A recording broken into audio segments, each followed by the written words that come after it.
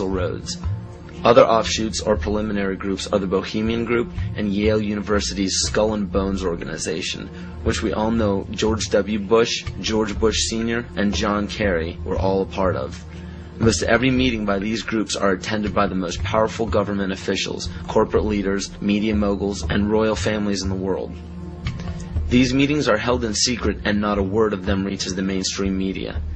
How is it that so many powerful people can attend meetings alongside the mainstream media and not a mention of it makes it to the public?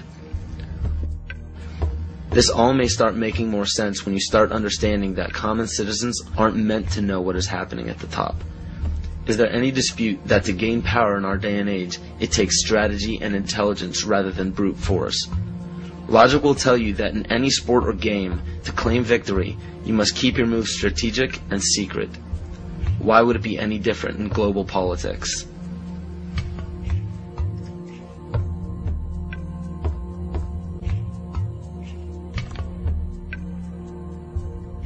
If I bring up Chess Master up here and ask him, what are the principles by which I can become a master of the game of chess, he'll say these 4 things. He'll say that you need a sense of patience.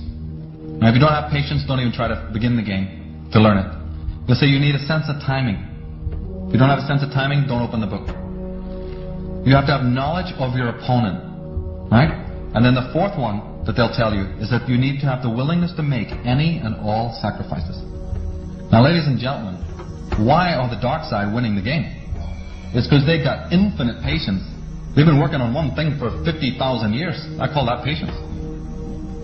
They got a brilliant sense of timing because they know all about the astrology and the divination that we forgot, that our agricultural ancestors all knew about. Well, we're with the Julian calendar and we're not interested in any of that stuff anymore. We're slaves of the watch, but we don't know about the higher time to rule our own lives by. They have amazing knowledge of you, right? They have intense knowledge of us, their enemies. And the 4th one is the clincher, isn't it? Because they're willing to make any and all sacrifices when and wherever they need to do it.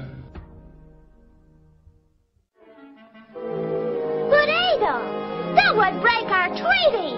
You're a good guy. Why, you hate war. You wouldn't go back on your word.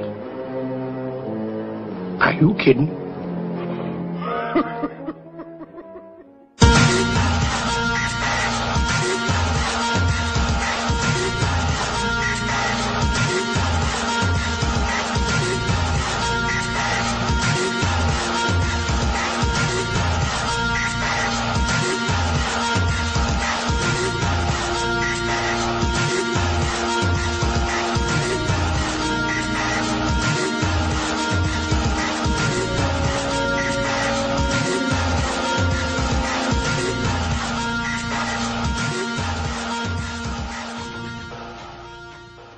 George W. Bush is a direct descendant of Godfrey de Bouillon. The Bouillons were servants of Pope Gregory VII and led the European noblemen into the crusade in order to recapture Jerusalem from the Islamic faith.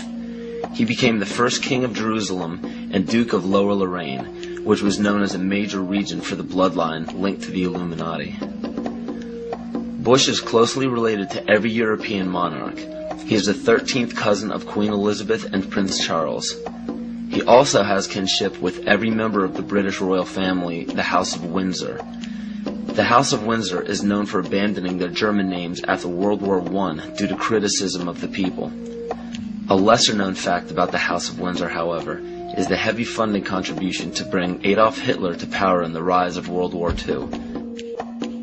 The swastika is actually a symbol of the sun, referencing to the sun order of the occult.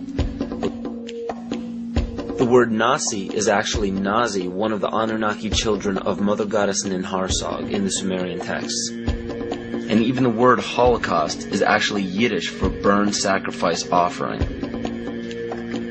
Heinrich Himmler was the commander of the SS and one of the most powerful men in Nazi Germany. Himmler was a Seventh-ray occultist and was very influenced by the book Astara by George Luhns, who was an Austrian mystic. This occult book mapped out the plan for a cleansing of ethnicities and bringing about one race, and to revive the ancient tradition of the Knights Templar of the Middle Ages. The Knights Templar were a group largely killed off by the French monarchy. The remaining Templar created many Masonic orders and secret societies throughout Europe, from which the Illuminati is believed to have originated. It's important to note as well that the Bush family's ancestor, Godfrey de Bouillon, was a Holy Templar himself. To this day, every single United States president, with no exception, has a direct bloodline relation to British monarchs. And on December 20th, 1993, George Herbert Walker Bush was knighted by the Queen of England as a Knight Grand Cross of the Most Honorable Order of the Bath for his leadership in the Gulf War. Does it strike you as odd that our president, our leader, kneeled before the Queen of England in a ceremony that symbolizes allegiance? So what does this all mean? It simply means that throughout every major civilization, political power has remained in a select few bloodlines, and it is desperately held in the same manner today. It is openly admitted to the public that major leaders worldwide are part of secret fraternal orders or secret meetings.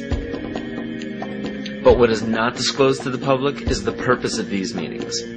So let me spell this out for you. The major leaders from around the world are part of a united effort to remain in power forever. To do so, the people are lured into the trap of perpetual debt, making it impossible to be repaid by the people. So in turn, all property and assets will be repossessed by the debtor. For those of you who are unaware what it means when a government owns everything of yours, it's called socialism.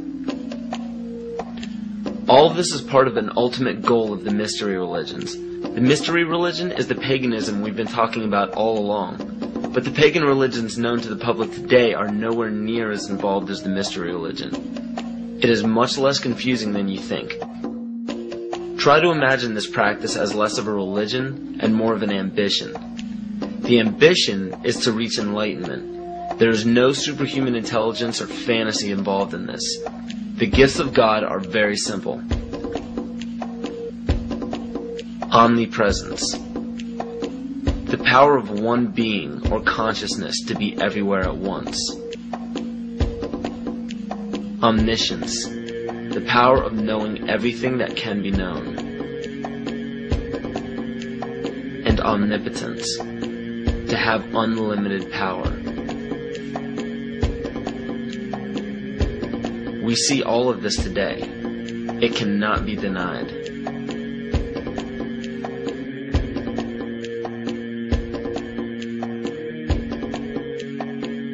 If you still don't believe that the mystery religion is present today, just look around you.